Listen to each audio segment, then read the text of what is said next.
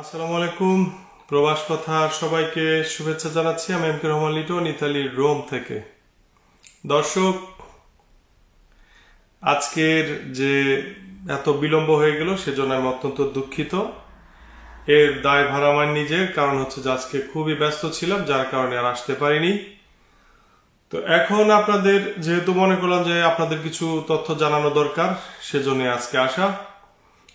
এর যদিও আমি কথাগুলো আগে বলেছি, কিন্তু বারবার অনেকের এত প্রশ্ন এসছে ইনবক্সে, সেই জন্য আমার আবার আসা আর একটু পরিষ্কার করে দেওয়া। প্রথম কথা হচ্ছে যে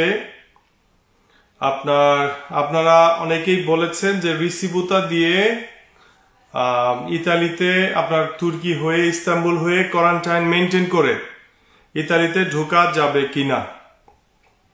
আপনাদের যদি সুস্পষ্ট খেয়াল থাকে, হয়তো অনেকে খেয়াল করেনি, আমি বলেছি যে রিসিবুতা দিয়ে আপনি ইস্তাম্বুলে কোয়ারেন্টাইন মেনটেন করে আসাটা কিছুটা হলেও আপনার জন্য ঝুঁকি হতে পারে। কারণ হচ্ছে যে অনেক সময় রিসিবুতা আইনগতভাবে অ্যালাউ করার সিস্টেম থাকলেও তারা বুঝে না, তাদের ইচ্ছে মতো তারা ঢুকতে দেয় না, তারা করে দেয়। এখন আপনাদের আরেকটা বিষয় যে আপনাদের যদি, আমি সবসময় বলেছি, আমরা বলেছি যে আপনারা যদি ইস্তাম্বুল হয়ে বা দুবাই হয়ে বা সৌদি আরব হয়ে বা কাতার হয়ে 14-15 দিন কোয়ারেন্টাইন মেনটেন করে যদি আসেন, সেটা অবশ্যই আপনাদের নিজ দায়িত্বে আসবেন। কেন নিজ দায়িত্বে আসবেন? কারণ যখনই একটা কথা বলা হয়, আমরা বলি আমাদের যে স্বভাবটা, স্বভাবত কারণেই সকলেরই আসা জরুরি, মেজর পার্টের আসা জরুরি। আমি সকলের বাদ দিলাম, যে মেজর পার্টের আসা জরুরি। এখন যদি তারা আসতে যায়, তাহলে দেখা যাবে হঠাৎ করে মানে অনেক লোকের সংখ্যা বেড়ে যাবে। বেড়ে গেলে, যেহেতু এখানে ডেল্টা ভাইরাস নিয়ে, ভ্যারিয়েন্ট নিয়ে খুবই শঙ্কিত, তাহলে দেখা যাবে যে হঠাৎ করে এরকম হলে বন্ধ হয়েও যেতে পারে। তো এই জন্য বলছি যে নিজ দায়িত্বে আসবেন। এখন রিসিবুতা নিয়ে আসলে আইনগতভাবে আমরা রিসিবুতা নিয়ে যদি যেতে পারি, যদি আসতে পারি, তাহলে ইস্তাম্বুল হয়েও আমাদের আসার কথা। কিন্তু অনেক সময় হয় কি, তারা রিসিবুতা নিয়ে, যেহেতু আপনার পেরমিসিডিসের জন্য ভ্যালিডটা শেষ হয়ে গেছে, তারা অনেক সময় ঝামেলা করতে পারে। সুতরাং আপনারা যদি আসেন, আপনারা সেই দায়িত্বে আসবেন। এখন আপনারা যদি আপনাদের রিসিবুতা নিয়ে আসলেও তো আপনাদের কথার কথা, আপনি যদি কাতার হয়ে আসেন, তাহলে আপনাদের কাতারের ভিসা দিবে। ভিসা নিশ্চয়ই 15-20 দিন বা 1 মাস দিবে। সেই ভিসার ভ্যালিডিটি তো আপনার কাতার আছে। কাতার থেকে যখন আপনি ইটালি ফ্লাই করবেন, যেহেতু আপনারা যখন ট্রানজিট ফ্লাই করার সময় কিন্তু আপনার ভ্যালিডিটি না থাকলেও কিন্তু ঢুকতে দেয়, ইতালি আপনি ফ্লাই করতে পারেন। এখন সে কারণে স্বাভাবিক নিয়মে কিন্তু সমস্যা হবার কথা না, যদি আমরা স্বাভাবিক নিয়ম ধরে নেই। এখন যদি কোনো অস্বাভাবিক কিছু হয়, হতেই পারে। কারণ এখন কোভিডের অজুহাতে সারা পৃথিবীতে সবাই যা খুশি তাই করছে, কারো বলার কিছু নেই, আপনি চিল্লাচিল্লি করারও কিছু নেই। এখন এই সমস্যায় যদি আপনি পড়ে যান, তাহলে নিশ্চয়ই আপনার সমস্যা হতে পারে। সুতরাং আপনারা যারাই আসবেন, যেভাবে আসুন, আপনারা অবশ্যই আপনাদের নিজ দায়িত্বে আসবেন। এবং আপনারা চাইলে যে এয়ার টিকেটের যে কোম্পানিতে আপনি টিকিট করছেন, কনফার্ম করছেন, করার আগে আপনি নিজে তাদের সাথে আর একটু পরামর্শ করবেন। এই হচ্ছে আমাদের কথা, আমাদের পরামর্শ। সুতরাং এই যে বারবার আপনারা এই যে একই প্রশ্নগুলি সবাই করেন, তাহলে আজকে আপনারা ক্লিয়ার হয়ে নেন যে রিসিবুতা নিয়ে আসা, যদি আপনারা সবসময় আসতে পারেন, তাহলে এখনো একই অবস্থা, কিন্তু যে কেউ ফেরাতে পারে, সমস্যা করতে পারে। এখন লেটেস্ট আপডেট যেটা রিসিবুতা নিয়ে, সেটা হচ্ছে যে আপনার তুরস্ক বা কাতার বা আপনার আরব আমিরাত বা সৌদি আরব বা XYZ অন্য দেশ সমস্যা না করলেও, আমাদের সমস্যাটা বাংলাদেশেই বেশি নাকি হচ্ছে। বাংলাদেশ এয়ারপোর্টে আপনার নাকি ইমিগ্রেশন ক্রস করতে দিচ্ছে না। আপনার যদি রিসিবুতা থাকে, আপনার ধরেন যে আপনার তুরস্কর ভিসা আপনার আছে, আপনার রিসিবুতা আছে, ও আপনাকে ফ্লাই করতে দিচ্ছে না, বাংলাদেশে আটকে দিচ্ছে। এখন এটা তো আর আমাদের কিছু করার নেই। এখন বাংলাদেশ ইমিগ্রেশন যদি আপনাকে না আসতে দেয়, দেখুন যেমন গত বছর আপনাদের যদি খেয়াল থাকে, যখন আমরা বলে দিলাম যে ফ্লাই করতে এখন কারো কোনো বাধা নেই, সেটা সুস্পষ্টভাবে লেখা ছিল আইনে কোনো বাধা নেই ফ্লাই করতে। সেটা বাংলাদেশে কি করলো, বাংলাদেশে 2 থেকে 3 দিন বাংলাদেশ এয়ারপোর্ট থেকে ফ্লাই করতে দিল না।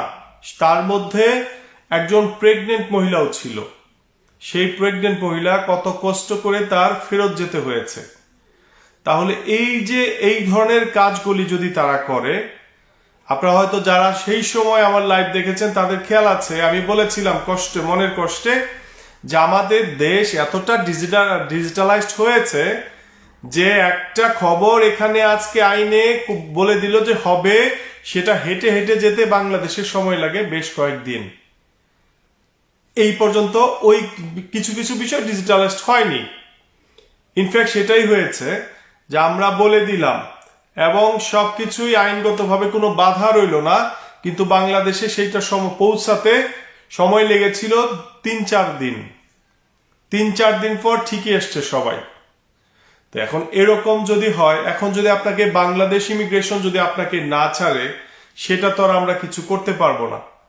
তবে আমি আবার বলছি, রিসিভতা নিয়ে আপনাদের আসতে কোনো বাধা নেই। যদি ওই দেশে আপনার ভিসা করা থাকে, আইনগতভাবে বাধা দেওয়ার কোনো কথা না, কিন্তু তারপর যদি বাংলাদেশ থেকে না আসতে দেয়, আপনাদের ফ্লাই করতে না দেয়, সেক্ষেত্রে আর কিছু করার নেই।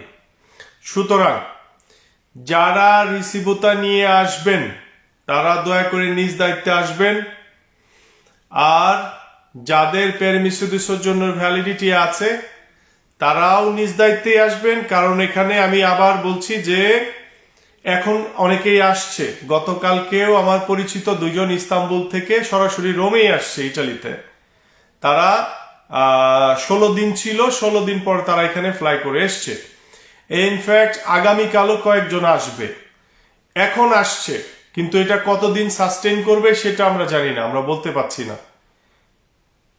আবার মনে করিয়ে দিচ্ছি, কোভিডের অজুহাতের কারণে বিভিন্ন দেশ বিভিন্ন সমস্যা তাদের ইচ্ছা মতো করছে। যেমন টার্কিতে আসলেই অনেককে বলে যে তোমার কোয়ারেন্টাইন লাগবে না, অনেককে আবার বলে যে তোমার কোয়ারেন্টাইন লাগবে, এদের ইচ্ছে মতো।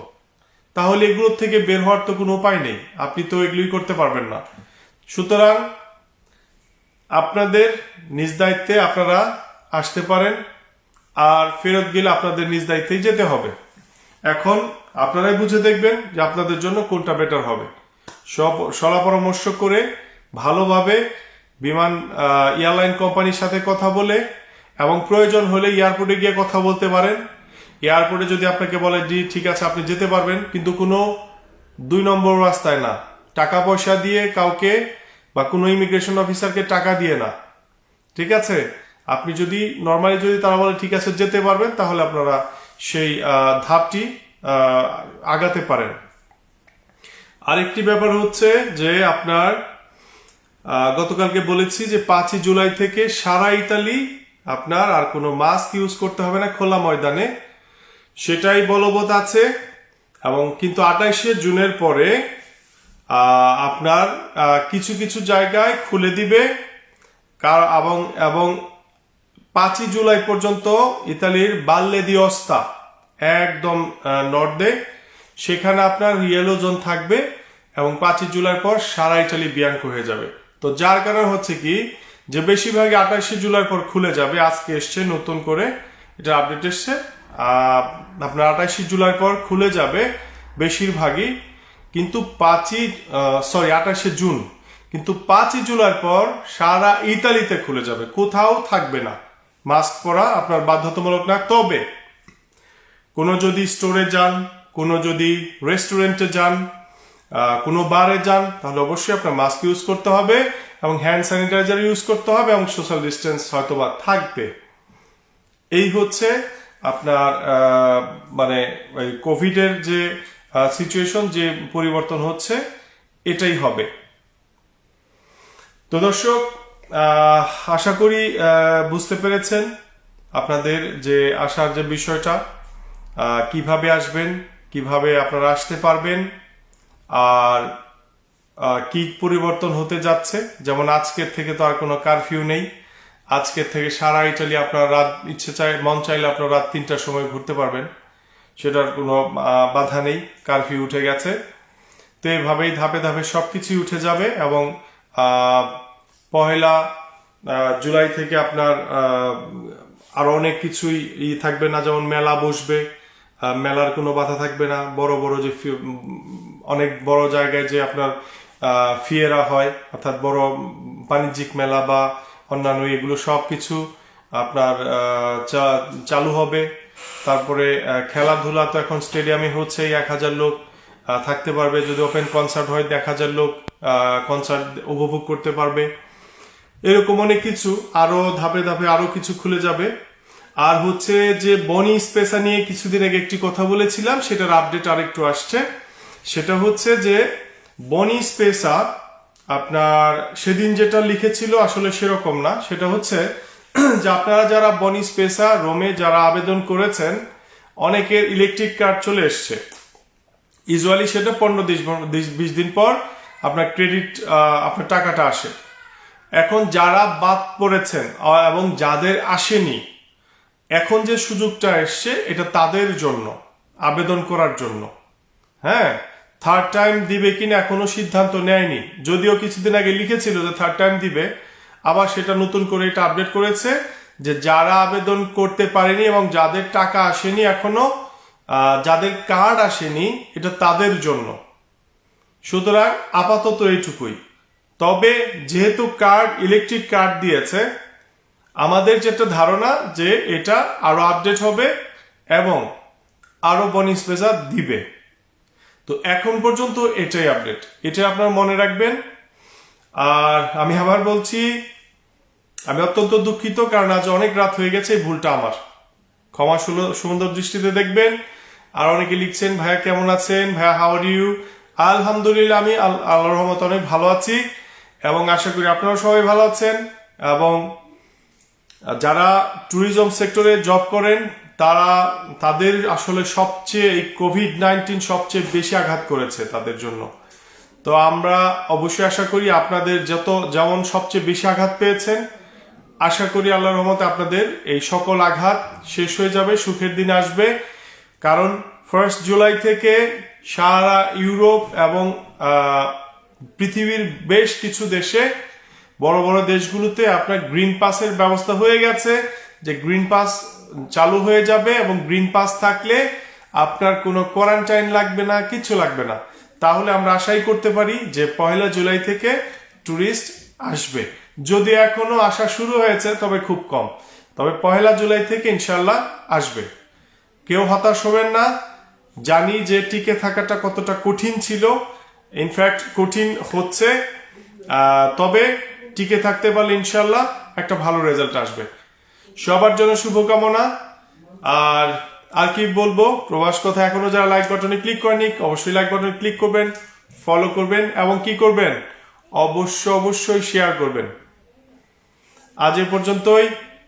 আমি আবার দুঃখিত, অনেকের হয়তো ঘুমের ডিস্টার্ব হয়ে গেল, সবাই এবার ঘুমান।